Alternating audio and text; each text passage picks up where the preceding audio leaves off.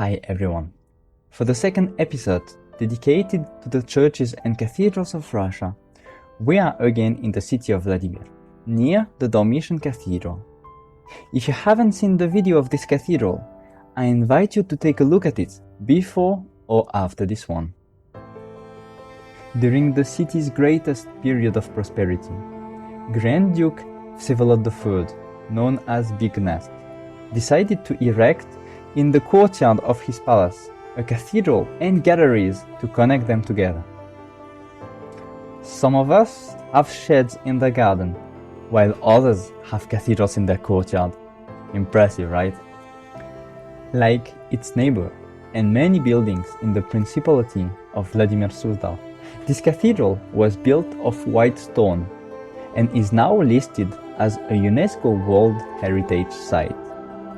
Named Cathedral of Saint-Demetrius, this temple was dedicated to the great Greek martyr Demetrius of Thessaloniki.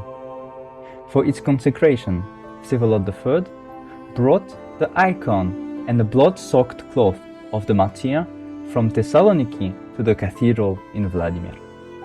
The latter was burnt and looted on numerous occasions, notably by the Mongol Tatars in 1238, but has always survived these events, still standing before us today.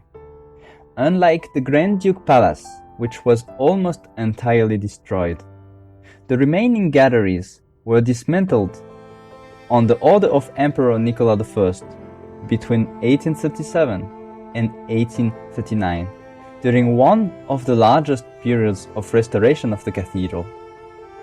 As a result of this, entire stone blocks were completely redone identically on the lower part. The work has been done so well that it is not easy to determine what has been restored and what dates back to the origin of the cathedral. The exterior facade of this cathedral is particularly majestic. On this one, nearly 600 reliefs were carved on the white stone. Among lions and other mythological animals, we can see representations of King David, the Bible, Alexander the Great, Jesus Christ, King Solomon, and other important figures of the Old Testament. The frieze in the middle of the structure is particularly interesting, since it forms between its columns niches in which rest statues of saints. Because of all these reliefs that adorn the walls of the cathedral has been surnamed the White Stone Spook.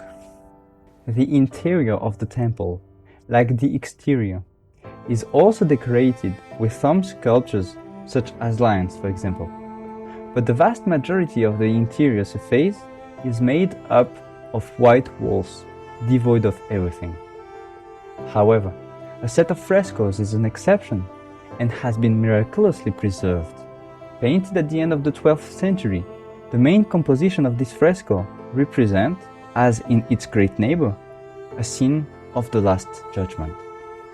Since the Soviet Revolution at the beginning of the 20th century, the church has been closed to worship and preserved only as a monument to ancient Russian art.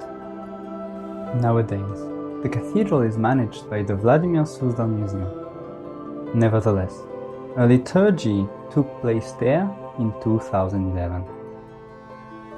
Because of its appearance, but also its history, it is not difficult to understand why this cathedral is one of the most popular cathedrals in Russia.